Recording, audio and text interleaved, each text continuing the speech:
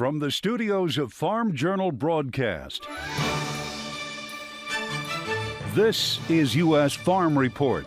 Welcome to U.S. Farm Report this Easter weekend. I'm Tyne Morgan, and here's what's in store over the next 60 minutes. Planting could reach a record pace for some Iowa farmers. So if you miss any of the rain in the forecast this week, when do you think you'll finish planting? Probably Thursday, like the 17th. So it's the earliest ever. But it's high winds walloping spraying plans for others. We hit the fields as spring planting heats up. Glyphosate now faces an uncertain future. Why Bayer is now at a crossroads with the herbicide that's been around for 55 years. And he's a hero in the barn by day and by night. We try to be ready so that we're not fighting fires. Celebrating the next barn hero this Easter weekend.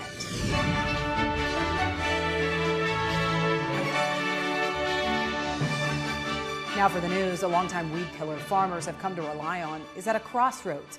Bayer officials telling Farm Journal they will have a decision in months, not years, about whether they will continue to produce glyphosate in the U.S. This all has to do with the costly litigation the company has faced over Roundup for the last 7 years, and the legal battle is far from over. The lawsuits from plaintiffs claiming Roundup has caused their cancer is forcing Bayer to make some tough decisions about the future of glyphosate and whether they'll remain the only domestic producer of the herbicide in the U.S. Glyphosate has been on the market for more than 50 years with no proven link to cancer. We have paid out over $10 billion in settlements with no admission of fault or guilt. Again, we stand behind the product. This is part of the litigation industry and the process that we have to make decisions around. We reserved $16 billion. Billion. That's just a tremendous amount of money that could otherwise go into our R&D pipeline. Bayer has asked the Supreme Court to make a determination regarding labeling to warn of potential cancer as a way to provide certainty. The financial markets climbing back a bit this week after President Trump relaxed more of his tariffs despite the ongoing trade war with China. It was announced last weekend the Trump administration would exempt smartphones and other electronics from tariffs, but the reprieve may only be temporary. Meanwhile, we continue to assess the impact of tariffs on producers here at home. Christina Herrick of Farm Journal's The Packer talking with CEO of the National Potato Council. Officials say while the tariffs so far have not impacted the potato industry directly, there are indirect impacts such as the steel and aluminum used in equipment on the farm.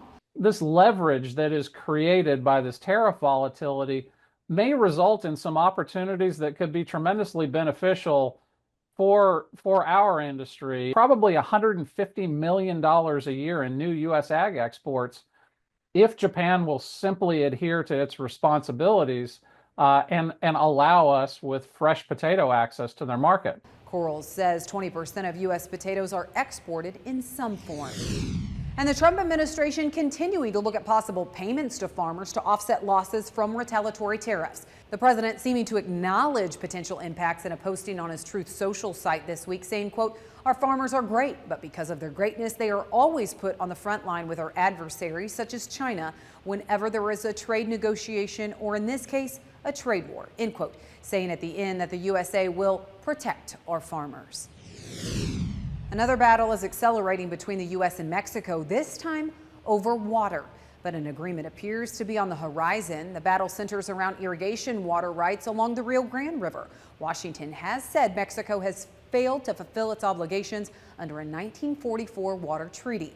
The treaty says that Mexico must send water to the U.S. from the Rio Grande River every 5 years. In return, the U.S. sends water every year to Mexico from the Colorado River. You'll remember last month the Trump administration announced it would cut off Colorado River water to Tijuana. Officials citing Mexico's failure to meet those water delivery obligations.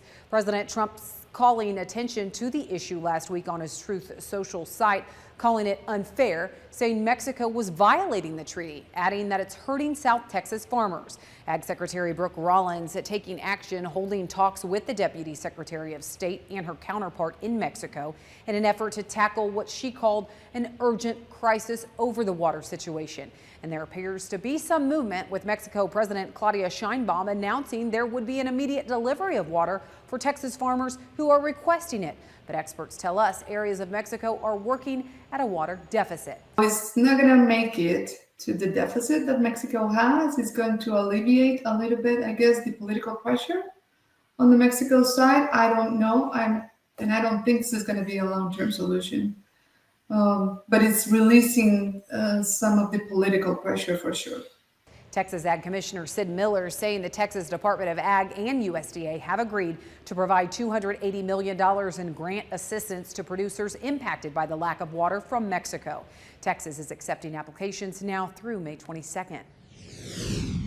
That's it for the news. Well, rain over the weekend, some areas that needed it, but some areas that didn't need any more moisture. We'll have a check of weather with Eric Snodgrass of Nutrient right after the break. U.S. Farm Report is brought to you by Pioneer. Next level yields start with genetics proven to perform. Pioneer. Next level yields start here.